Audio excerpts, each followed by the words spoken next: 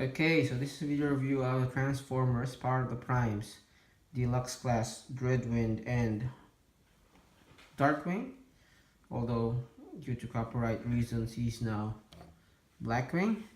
So I was debating whether I should do reviews of the previous Transformers trilogy, but given I'm using this guy for most of my comparisons, as well as the fact that this guy is very special, very dear to my heart, just because he's the first G1 Transformer. The G1 version of him was the first Transformer that I ever got as a kid.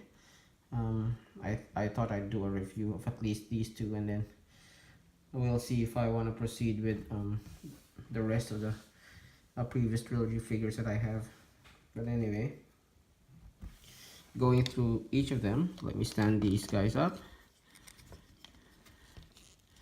The best way I can describe both of these is they're very refined and perfected aerial bot molds. We've had a lot of aerial bots and aerial bot remolds. I guess enough of those to in the past three lines at least, or the past trilogy. But I mean, these two I think are executed perfectly. They're far from perfect in terms of the figures themselves. They now look very simple if you compare them to the likes of the Siege lines and the Studio Series lines, but still they do look good in their own rights. So let's start with Dreadwind. Dreadwind comes with just one gun. I wish he had two. It is very accurate to the G1 gun. I would have been happy with two small versions of this gun if the amount of plastic is the issue, but I can't do. Got one. I might buy another Dreadwind if it goes in clearance, just to get the other gun. But anyway, we'll see.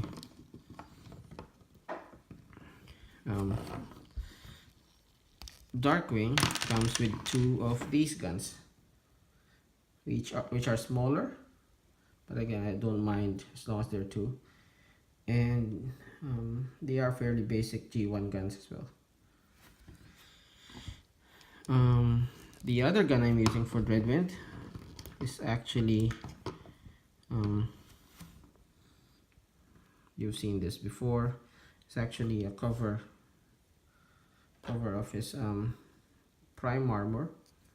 I mean, it doesn't look bad as handguns go. This is fairly good looking, as well as the fact that it's not clear like others. So yeah, anyway, that's what I use. So going closer taking a closer look at the figure, this is both of them at least is very reminiscent of G1. This brings back old memories. He looks well, not exactly, but really close to the G1 figure that I had. The head is fairly accurate with the yellow eyes and the faceplate.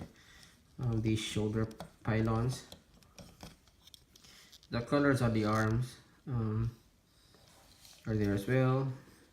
I guess the worst part of it is the fact that the nose cone folds like that and not to the front, but I guess that's the issue with having the combiner port.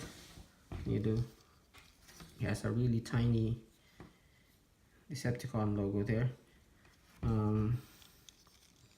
and there's fairly standard aerial bot leg, which is painted to be to look close to be close in terms of look to the G1. From the side, fairly decent profile, except for the hanging back cable there. From the back, again, only the back cable is the issue.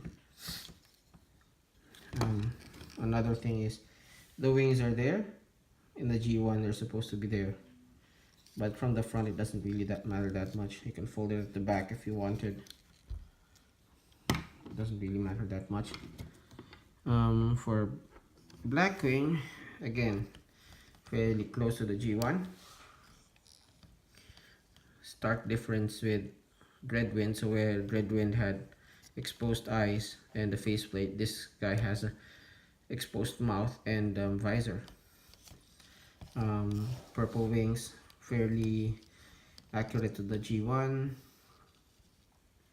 Very G1. Very 90s color scheme.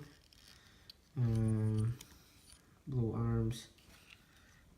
The same leg mold as Dreadwind, only painted differently. Slightly remolded because Dreadwind's wing is there, so there's no molding for the wing there. From the side, fairly clean profile, except for the hanging airplane canopy. From the back, again, clean profile. Very 90s wing design. Okay, here are some size comparisons. Here he is with Legends class figure.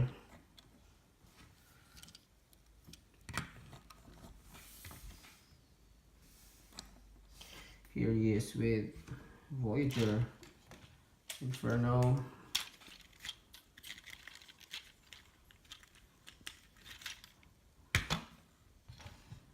and here he is with Leader class, Optimus Prime. Can't imagine it's only been that long when Leader classes were that big. Anyway, now just comparing him with some Siege figures, since that's what we have now. Here he is with the Siege Deluxe. Just as you can see, Siege has shrunk the line quite a bit, or the Siege line has shrunk the scale quite a bit. Here he is with Voyager class figure from the Siege line, and here he is with a Leader class figure from the Siege line. Again, small. And last comparison, just because I think it's cute, here he is with Mark Ruffalo on Squeaks.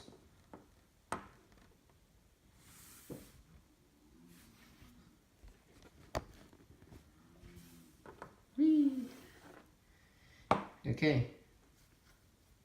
Oh, also they come with these. Yep, cover that up. They come with these hands, which are, well, prime armor according to the box. Anyway, and the way they work is you can remove that panel. This guy's panel is already removed. He's holding it, and then you can put a Prime Master there, or a Titan Master if you don't mind having a head hanging in there, and then you just power him up. Let's do the same with this guy, just so you know. You see how he looks. Yeah, he looks off. They both look awful. Anyway, good thing those ports just flip up to cover. Right. Now articulation is fairly standard robot articulation, so swivel at the head, swivel at the upper arm, hinge there, hinge at the upper arm, more than 90 degrees on the elbow. As you can use this as a ab crunch if you want. That looks fine. Another looks a tad too much. More than that is ludicrous. Waist joint, legs can go slightly left or slightly to the side, all the way forward, all the way to the back, and knees that go almost 90 degrees. This guy, swivel at the neck, head does look up an extreme amount, arms that go all the way out. It would go around if not for the wings. Swivel at the upper arm, more than 90 there. There's an additional hinge there if you want him to go that way, but that's not that useful, I think. Swivel at the waist, legs that go all the way forward, all the way to the back, a little bit to the side, and less than 90, almost 90 at the knee. Okay, so since we've seen the aerial bots before, I won't bother turning them to leg and arm mode. Let me know if you want to see that. I'll probably do that with a combined mode with Inferno there. Probably wouldn't, but anyway. Let's transform them into jet mode. So removing the guns, setting them aside. This is a very standard jet mode transformation for Aerobot, although slightly remolded. Swivel both arms so they're down, so they just go swivel there and swivel at the arm itself. So just swivel them down. You can choose to leave them facing forward or facing back, doesn't really matter that much since the head is exposed either way.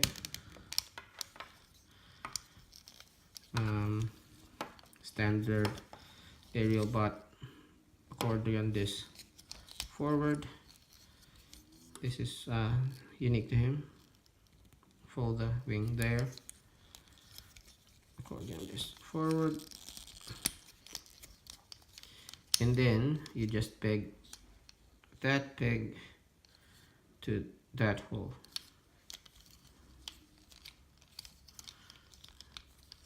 Okay.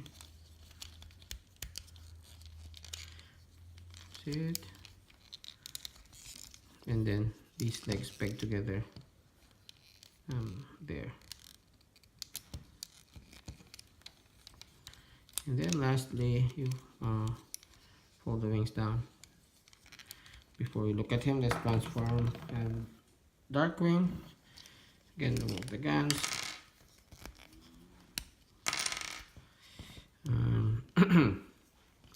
This you have to turn around and slightly look face up. The nose cone wheel accordion on both of those hinges. Step forward, okay, and they will peg that peg go in that hole,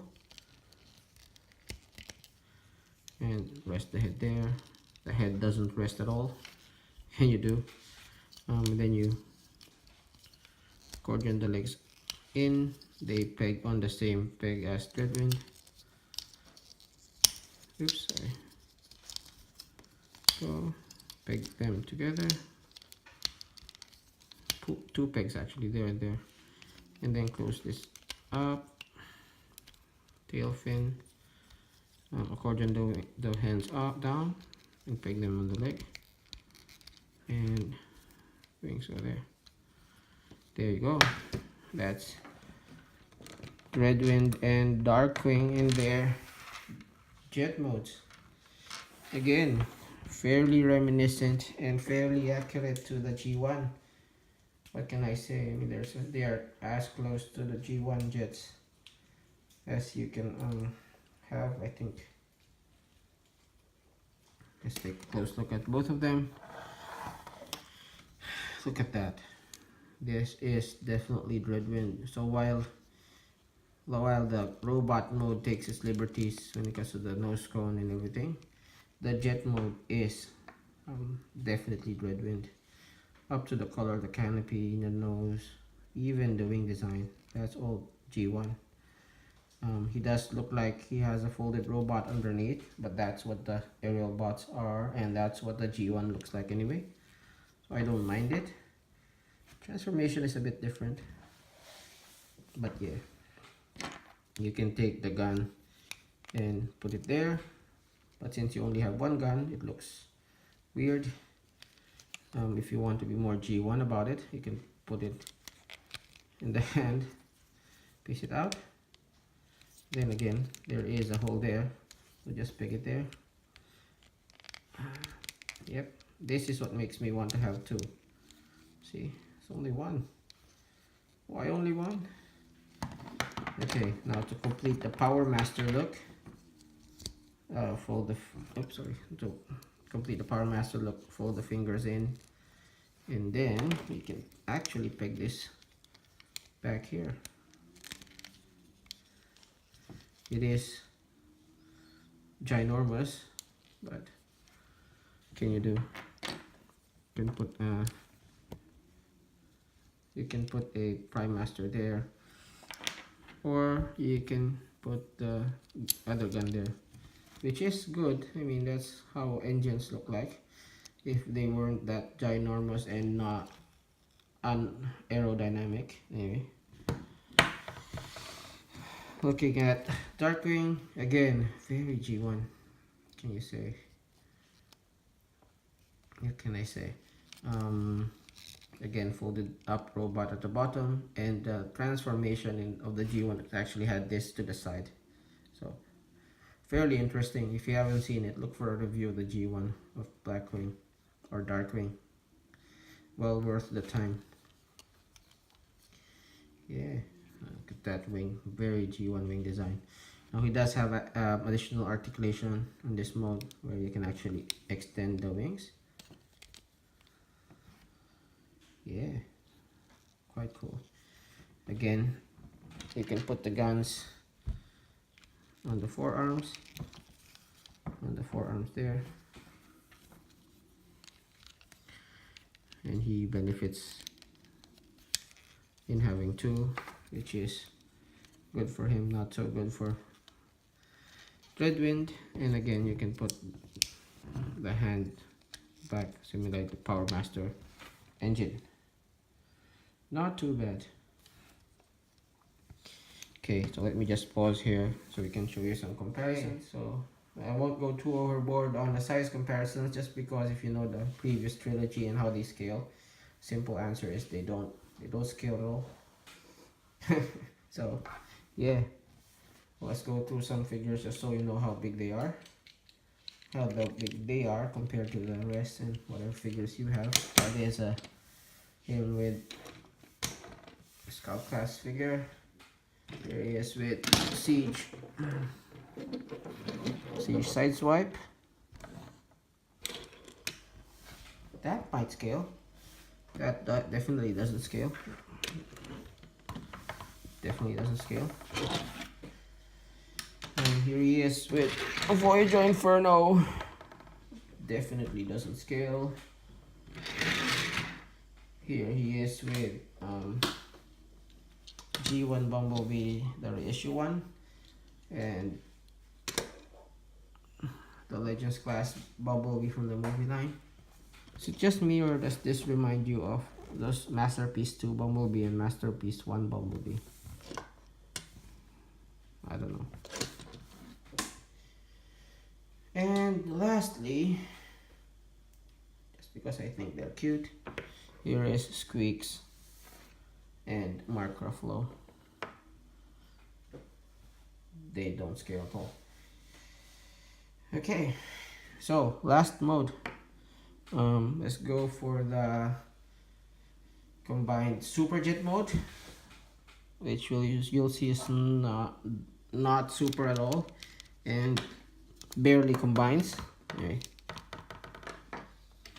So to transform it to that, first thing you do is unpeg the nose cone, unpeg the back, and turn this wing around. Repeg this, but this time, oops, sorry, turn that there first. Repeg this, but this time with the nose cone pulling back, and leave it like that for now. And then this guy, remove the gun, take this and fold the tail, then fold the wing back. There you go, that's it. And then what you do is, I'm sorry, open this up again, get that peg out, and basically just peg that into that hole there, and that's it. That's it. Also, you unfold the wings, so that notch actually rests on that small crevice there. See, there's a small notch there. It doesn't peg or anything. It's just like it's just a resting guide for all intents and purposes.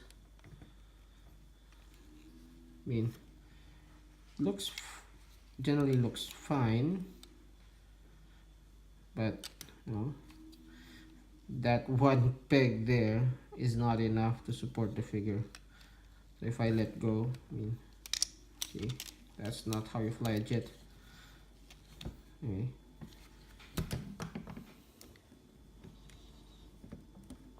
I mean, I'm glad they put it in, but I wish they put some more effort into it, no, just to make it a complete thing. Anyway. Can you do?